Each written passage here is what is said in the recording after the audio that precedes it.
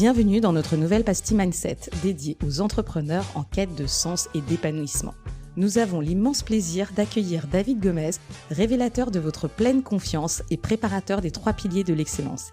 Avec lui, nous allons plonger au cœur du mindset entrepreneurial, explorer les clés pour libérer votre potentiel et découvrir comment renforcer votre confiance tout en bâtissant une base solide pour atteindre vos objectifs les plus ambitieux. Préparez-vous à un échange inspirant et transformateur. Salut David, bonjour, merci à toi d'être avec nous sur le Switch. Là, la thématique que l'on va aborder, c'est le sport et l'entrepreneuriat. Donc, l'idée, c'est de le faire sous forme de discussion, de faire un échange justement sur la base de ton expérience. Et derrière, ça va sûrement nous donner quelques outils en tant qu'entrepreneur pour justement s'inspirer, se motiver, savoir comment travailler notre mindset pour justement solidifier nos entreprises et surtout arriver à savoir se préserver, à savoir muscler notre cerveau un peu en quelque sorte. Qu'est-ce que tu en penses, David?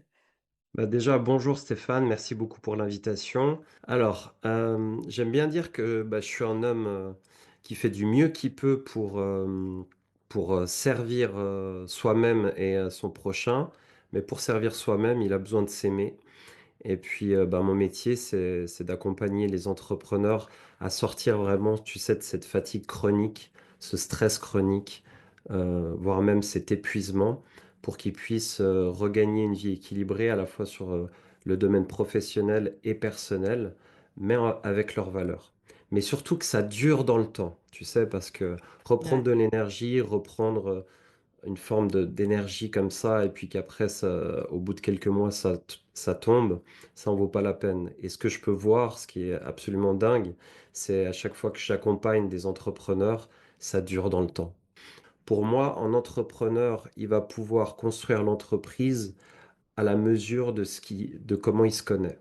Je pense que l'entrepreneuriat est clairement une métaphore de la vie et que justement, le problème qu'on a, c'est qu'on a l'impression qu'on se connaît, alors qu'en réalité, on continue chaque jour de se connaître un peu plus. Et comme ce qu'on voit avec l'entrepreneuriat, mais qui a l'air, quand on en parle, ça a l'air d'être un peu extérieur, mais en fait, il y a des hauts, il y a des bas, il y a des vraies galères, des grosses galères, et puis il y a des fois des super moments, des super rencontres, et plein et c'est tout ça qui fait que bah, au fur et à mesure, on apprend à se connaître, à voir ce qu'on aime, ce qu'on sait faire, des qualités qu'on soupçonnait pas ou des défauts qu'on soupçonnait pas non plus.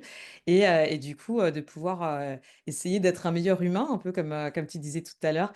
Et toi, tu as aussi un historique avec le sport.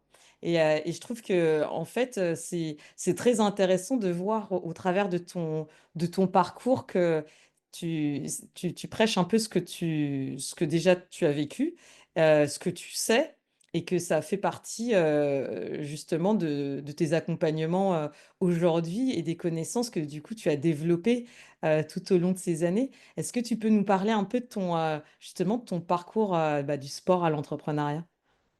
Oui, bien sûr. Moi, je suis issu du sport depuis tout petit. C'est-à-dire, j'ai à peine, su marcher que j'avais apparemment la position parfaite, au niveau de la balle de foot pour, frapper dans un ballon, tu vois? Donc moi, c'est le foot qui a drivé ma vie, mais le sport en général parce que j'ai eu des parents qui ont cette intelligence de canaliser mon énergie par le sport. Donc j'étais un enfant qui était, très actif, voire hyperactif et à l'époque, tu avais pas toutes ces détections qu'on peut avoir maintenant. Ensuite, j'ai eu un échec à répétition, à l'université. J'ai eu 5 échecs à répétition d'examen de médecine à l'époque. Donc je faisais, université de sport à Genève et ils avaient mis un tronc commun avec la médecine. Et moi, je sentais pas cette formation parce que je me suis dit: «Tiens, de toute façon, elle va pas durer». Mais c'était une intuition, tu vois? Je me dis: «Mais je vais quand même y aller», tu vois? J'ai travaillé des 23 heures, à l'université et cetera et 5 fois et là, je me dis: «Ça bloque, si ça bloque, c'est pas pour rien» et là, je me pose, je me dis: «Mais je peux plus faire sport, qu'est-ce que je vais faire? Qu'est-ce que je vais faire de ma vie?» Ouais, Et là, je là. reçois comme une ouais, c'est une intuition, c'est une information, mais qui est très claire. Et tu vas aller à Grenoble parce que tu vas faire un master en entraînement sportif. Je vais tester Lyon, je vais tester Grenoble, on verra. Et j'ai reçu la première réponse, Lyon, positive, tu vois. Et après, quand j'ai reçu Grenoble, bah, j'étais enchanté, j'ai fêté, je suis allé prendre des vacances d'ailleurs. Et là, j'arrive dans l'amphithéâtre, premier cours, il y a 500 personnes. Je suis au premier rang, je regarde et je dis, c'est bon, j'ai réussi. C'est pour moi. J'étais au bon endroit au bon moment. Et souvent, ça, c'est hyper intéressant parce que on n'est pas souvent au bon endroit au bon moment. Mais quand tu es au bon endroit au bon moment, que tu as 24 ans et que tu as des minots de 17 et 18 ans parce qu'ils ont eu leur bac et que tu as un décalage d'âge qui est quand même assez élevé et que tu dises tu es au bon endroit au bon moment, ça, faut quand même le faire. Et d'un point de vue mental, c'est pas trop compréhensible. Donc j'ai fait 3 ans à Grenoble et ensuite je me suis déplacé à Dijon. Pourquoi Dijon? Parce qu'ils avaient un centre de la performance de la préparation physique extrêmement intéressant, un des meilleurs d'Europe. Et la première année, j'ai fait un master en préparation physique au niveau du foot, plus un diplôme brevet d'État d'entraîneur de foot. Et la deuxième année, j'ai fini mon master en préparation mentale, plus validé en même temps mon diplôme de coaching et préparateur mental. Et là, j'ai ouvert la boîte de Pandore. Et là, je me suis dit, ça, c'est pour moi. Mais c'est pour moi, mais c'est tellement infini que je vais pas m'en rester là. Je vais devoir étudier toute ma vie. Le coach, si tu veux, c'est tout sauf un conseiller. Le coach, il est garant d'un processus et il va accompagner la personne dans un processus de transformation avec un état des lieux de où en est la personne, un état des lieux de son objectif à atteindre et des plans d'action à exécuter pour pouvoir atteindre cet objectif-là. Et souvent, les coachs ont besoin de mentors aussi, de coachs. Moi, je suis moi-même mentoré et je serai toujours mentoré. Je me suis mis à mon compte en 2018 et j'ai créé ma méthodologie de coaching. Et en fait, ma méthodologie, elle repose en fait sur la synergie des trois piliers. Et ces trois piliers, bah, c'est le sport, donc l'aspect physique, mais surtout comment j'apprends à détecter les signes de mon corps. Parce que ça, on peut parler même avec des sportifs de haut niveau, c'est pas si évident que ça. Et même moi qui fais du sport depuis petit jusqu'à maintenant et je teste toutes les méthodologies possibles quand je vais tu sais, dans la finesse de détection, dans des sensations, des tensions, des courbatures, des voir, ah, c'est peut-être la blessure et tout, je vois que c'est pas si évident que ça. Et c'est où le fil, c'est où les limites, tu vois, c'est fin, c'est une perception fine. Et ça, c'est pas des protocoles, c'est ta propre connaissance de comment t'es dans ton corps. Et Mmh. aujourd'hui, je trouve qu'il y a beaucoup trop d'entrepreneurs qui n'ont pas assez cette connaissance de comment se sentir dans leur corps, tu vois. Et ensuite, tu as le deuxième pilier qui est l'aspect mental. Aujourd'hui, tout est mentalisé depuis que tu es petit. Tu apprends des choses par cœur et les choses par cœur, elles ne tiennent pas. Par contre, les choses par le cœur, elles tiennent dans le temps. Et au-delà du mental, j'aime bien utiliser cette technique que j'ai pas forcément apprise dans le coaching, mais que je l'avais en moi, c'est prendre le mental à contre-pied. Tu sais, comme dans le sport, à un moment donné, tu vas faire une feinte à ton adversaire et tu vas aller dans l'autre sens. Et moi, je fais exactement comme ça avec le mental. Je vais aller dans ton sens de compréhension du monde et je vais switcher direct. Et en fait, ça crée un petit choc au niveau de ton mental et ça va déstabiliser tes croyances. Et le fait de déstabiliser tes croyances, je commence déjà à t'entraîner, à t'ouvrir à de nouvelles perspectives. Et ça, c'est quelque chose qui pour moi est inné et que j'ai toujours fait. J'ai toujours été entraîneur de foot, j'avais pas forcément des diplômes.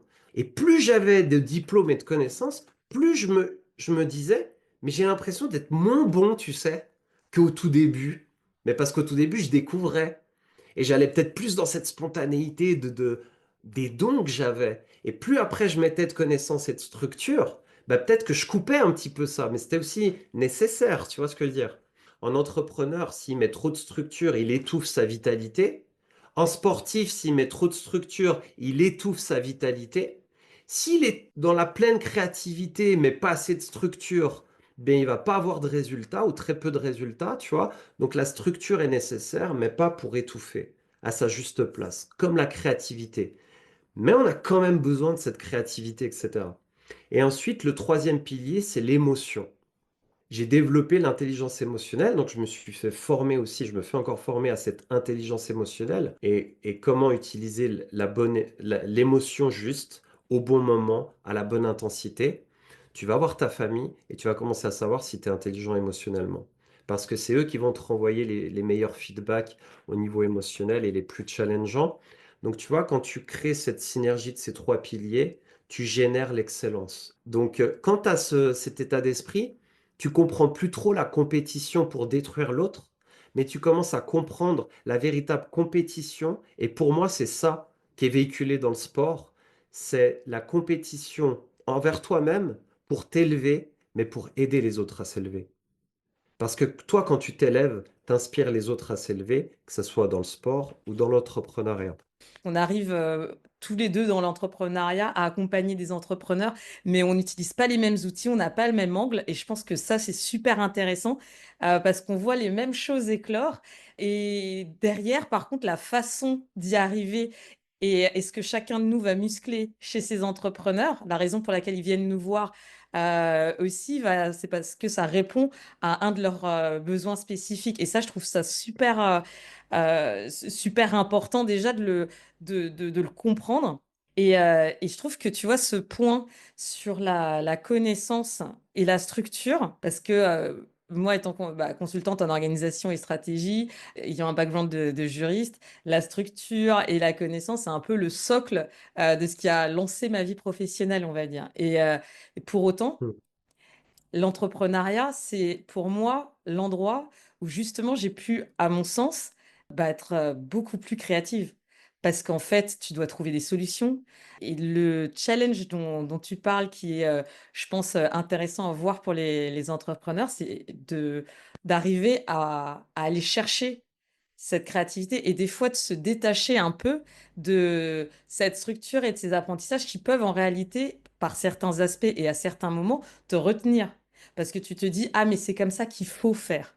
C'est comme ça, mais exactement comme le changement dont tu parlais, la feuille de ton arbre, bah oui, mais en fait, le problème, c'est que l'évolution fait qu'il va y avoir à un moment donné, il va y avoir des nouvelles choses qui vont se faire. Et ça, c'est le cœur de l'entrepreneuriat.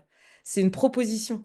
Et comme tu le disais, et ce qui nous ramène au sport, où tu nous disais, en fait, tu as cette compétition qui est envers toi-même pour inspirer les autres à s'élever. Moi, je suis issu de sport collectif. Donc, la difficulté des sports collectifs, c'est que l'entraîneur chef d'orchestre puisse mettre au profit les talents au service du collectif, mais en fonction des individualités qu'il a. Et c'est pas que l'entraîneur, parce que des fois l'entraîneur il en peut plus, parce que quand il a toute son équipe qui est soit contre lui, quand il a toute son équipe qui n'obéit plus, quand il y a deux, trois leaders, et après on peut parler des leaders, parce que là aussi dans le domaine du sport et de l'entrepreneuriat, ça, tu as des leaders qui sont techniques, donc c'est-à-dire qu'ils sont reconnus parce qu'ils sont bons, mais c'est pas forcément les leaders les plus importants. Tu as des leaders sociaux, c'est-à-dire c'est pas les meilleurs, mais par contre ils te prennent tout le groupe. Donc en fait, c'est moi ce que je trouve passionnant dans le sport, c'est quand l'ensemble des protagonistes de l'équipe, et c'est les joueurs, les remplaçants, les entraîneurs, les dirigeants, c'est-à-dire après tu expanses à une atmosphère, une ambiance qui est propice au succès. Et dès le moment où tu fais fonctionner des êtres humains en synergie, c'est pliage de game. Tu vas te connecter à quelque chose qui est plus grand que toi. Mhm. C'est, t'as des pôles au sein d'une structure, au sein d'une entreprise, et c'est comme des organes. Mhm. Quand tu as un organe à un moment donné qui fonctionne moins bien, les autres organes, eh ben, ils vont compenser ce fonctionnement. Et si tu as des cellules qui fonctionnent moins bien, l'autre cellule vont compenser ça. C'est la nature, c'est l'adaptation, c'est l'intelligence de la création.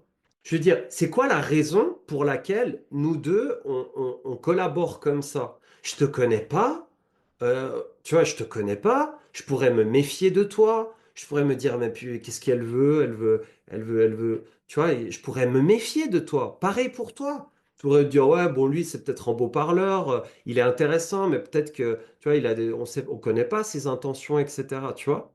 Et qu'est-ce qui fait que tout ça, là, c'est tombé à l'eau et qu'on se donne à 100% dans un podcast pour servir les personnes? En fait, et ça, c'est pourquoi je fais ça aujourd'hui, c'est quand tu es au service et quand tu as à cœur de contribuer, c'est une valeur tellement élevée qui vaut tout l'or du monde, toute la valeur monétaire du monde. Et quand tu arrives à parler avec tes tripes et à parler avec cette contribution-là, à contribuer à ton prochain, tu touches quelque chose de très profond en toi et tu es inarrêtable. Et j'ai envie de reprendre une phrase de Nabila. Allô? Allô, on se réveille? On est Allô, tous sur quoi? le même bateau. La Terre, là, toi, que tu sois riche, que tu sois ci, que tu sois noir, que tu sois jaune, que tu sois, peu importe où tu viens, tu es sur la Terre. Mm. Que je sois en Suisse, que je sois en Afghanistan, je suis sur la Terre. On est sur le même bateau, le même vaisseau, peu importe les frontières, peu importe les pays. Et c'est ça qui, moi, m'active et me motive. Et concrètement, enfin, moi, genre, je suis basée au Vietnam, tu es basée en Suisse, enfin, je suis française, tu es suisse, enfin, rien à voir. Enfin, vraiment, et on s'est vraiment retrouvés sur, comme tu le disais, sur cette volonté déjà de partager. Et enfin, pour moi, ça a été assez logique, quoi. Je t'écoutais parler, je me dis, mais ouais, mais c'est tellement ça. Viens. Viens, on fait un truc ensemble. Et tu me disais, mais clairement. Donc c'est vrai que ça a un peu explosé, ça a un peu éclaté. C'est pas des considérations qu'on a eues. Et je pense qu'en effet, c'est l'endroit, c'est l'endroit où on était quand on a échangé, qui fait que du coup on arrive. Et c'est ce que je trouve que tu décris super bien avec ton exemple. Et quand tu le ramènes au sport aussi, ce que j'entendais, c'est le fait en fait d'être ensemble. Le sport, ça réunit les gens. Et l'entrepreneuriat aussi, dans un sens où l'idée, c'est justement de proposer, à partir du moment où on est sur une sorte de don, sur une sorte de volonté de faire quelque chose. Je trouve que les entrepreneurs ont cette capacité à, à pouvoir, et tu l'as mentionné, cette vision. Tu vois, à être en mesure non seulement d'avoir cette vision, d'amener les gens, et on revient sur le fait de créer cette cohésion, d'amener les gens, de les réunir autour de quelque chose, d'un service, d'un produit, quelque chose auquel ils croient, autour d'une vision. Tu vois, c'est comme quand tu fais du sport où tu vas avoir, je pense au sport automobile, où tu sais clairement, faut pas que tu regardes l'obstacle parce que sinon tu te le prends. Tu vois, et Exact, que tu restes exact. focus sur la Yes. direction vers laquelle tu veux aller. Et en fait, ça, c'est inexplicable. Mais par contre, de par l'expérience, on peut la cultiver. C'est ça. Et en fait, c'est quand tu es drivé par ta passion. Ouais, clairement, ouais. Mais du coup, qu'est-ce qui, pour toi, est essentiel ou important à retenir de cette thématique et de notre échange d'aujourd'hui lorsque l'on parle, si on parle du sport et de l'entrepreneuriat? Le sport dans ses valeurs, mais surtout dans la connaissance de son corps, c'est ce qui va permettre à un entrepreneur de réussir, mais de réussir de manière globale et de tenir dans le temps.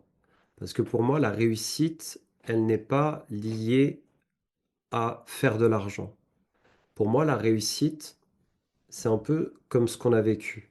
On a réussi à produire un podcast et si au fur et à mesure, à un moment donné, on aide les personnes et on aide de plus en plus de personnes. D'ailleurs, mettez en commentaire vos questions, mettez en commentaire vos retours d'expérience. Dans ce qu'on a dit, qu'est-ce que vous n'avez pas compris?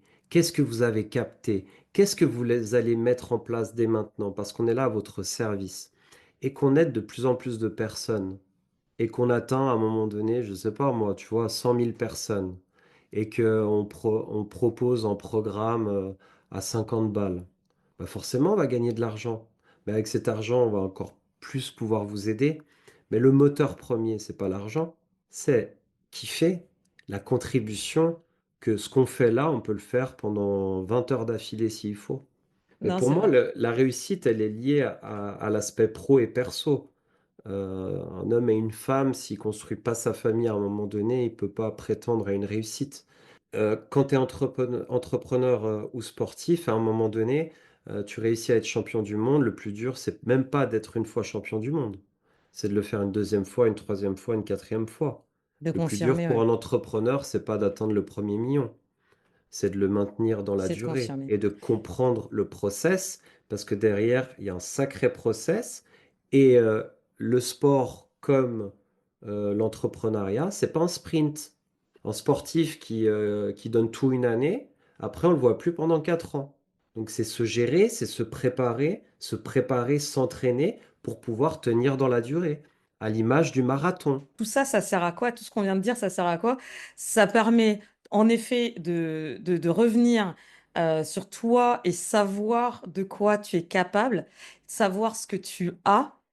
C'est en ça que c'est important de connaître tes valeurs, de savoir comment tu fonctionnes, de connaître ton corps, de voir quand est-ce que tu es fatigué, de voir ton état d'esprit, quand est-ce que tu as la gagne, quand est-ce que ça fonctionne, quand est-ce que ça fonctionne pas, quand est-ce que tu fatigues. Parce qu'en effet, c'est un marathon et c'est pas qu'un seul marathon, c'est plusieurs marathons. L'idée après qui arrive, c'est celle de confirmer. Et c'est là que la différence se fait et c'est là que le mindset arrive. Parce que ceux qui arrivent à confirmer et à durer sur le long terme, ceux qui arrivent à justement recommencer et être capables de le faire dans la durée, c'est ceux qui ont travaillé, et c'est là où on a ce lien très fort entre le sport et l'entrepreneuriat, qui ont réussi à le faire, à l'entraîner de façon à ce que ce soit une pratique en fait. C'est vraiment une pratique personnelle, une pratique mentale. Et je pense que c'est là que les deux activités se rejoignent, parce que ça amène justement à pouvoir faire face à l'échec, voire à ne même pas avoir peur de l'échec parce que tu te dis, de toute manière, je suis capable de le faire, je pourrais recommencer, je pourrais le refaire. Et c'est là l'intérêt de cette vision et de continuer à la nourrir.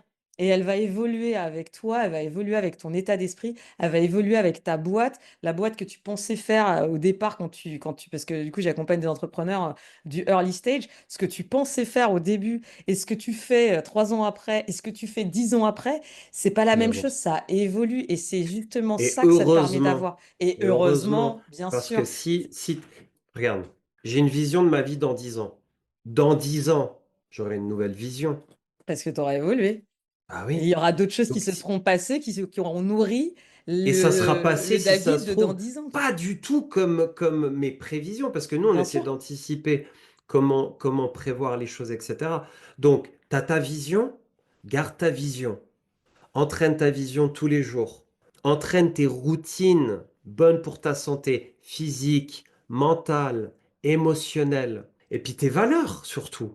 Il y a un processus de vitalité aussi dans l'entrepreneuriat. C'est pas juste un métier comme ça. C'est une logique qui va à l'image de la vie, de la nature et à l'image de notre société qui est en constante évolution. Eh bien, écoute, David, je pense que ce sera les derniers mots et la fin de notre podcast d'aujourd'hui. Je te remercie beaucoup pour Merci à toi et cet merci à échange. toutes les personnes qui nous écoutent. Et comme tu le disais, surtout n'hésitez pas à nous faire part Exact. de vos commentaires. N'hésitez pas je vais également partager que ce soit ton compte Insta, que ce soit mon compte Insta. Ne pas hésiter à Avec venir nous plaisir. voir et ne pas hésiter justement à en parler, à nous faire part de vos retours sur la question. Peut-être que vous avez d'autres informations que vous voulez partager avec nous, ou des éléments que vous voulez ajouter. Donc, bah écoute, j'ai envie de dire à la prochaine fois, enfin à la prochaine fois, à très vite, David, pour ces pastilles mindset. Salut, David. Avec grand plaisir et puis à bientôt, à très vite.